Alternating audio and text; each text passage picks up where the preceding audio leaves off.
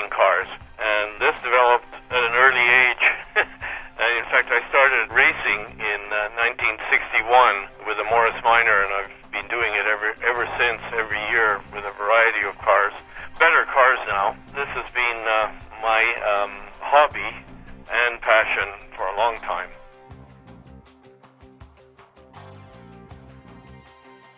Probably the birdcage Maserati that I consigned from one friend and sold to another at our very first Amelia Island auction. It was more than just the sale of the car, because I had also helped to establish and organize that auction, which was 13 years ago in 1999. Of course, the Amelia Island auction is held in conjunction with Bill Warner's Concours d'Elegance there, my friend. It was also the first $1 million car sold by RM at a public sale. That one will always remain with me as a favorite.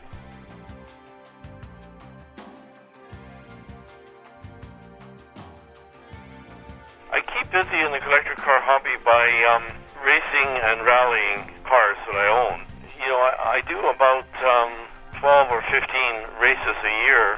You know, in the beginning it was racing contemporary cars, and I did it so long that they became vintage. So in the 70s, you know, I started doing vintage and historic car racing, and I still do a lot of that, and I enjoy it.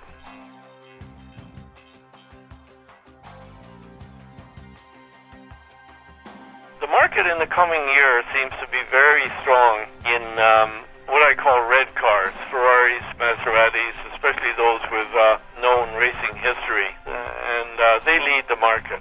In fact, any racing cars of any country, German or English, is expected to be in the forefront of market increases in the coming year.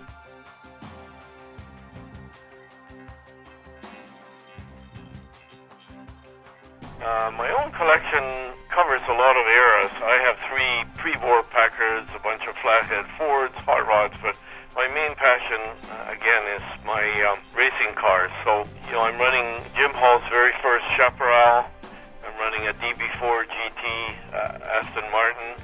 I'm running a Lotus Mark 9 that I actually raced in 1962 at the Most Sport Players 200 Grand Prix, now restored and vintage racing. And, you know, we try to go for a drive in my 34 Packard Super 8 Coupe in the summer, once a week, if the weather is nice.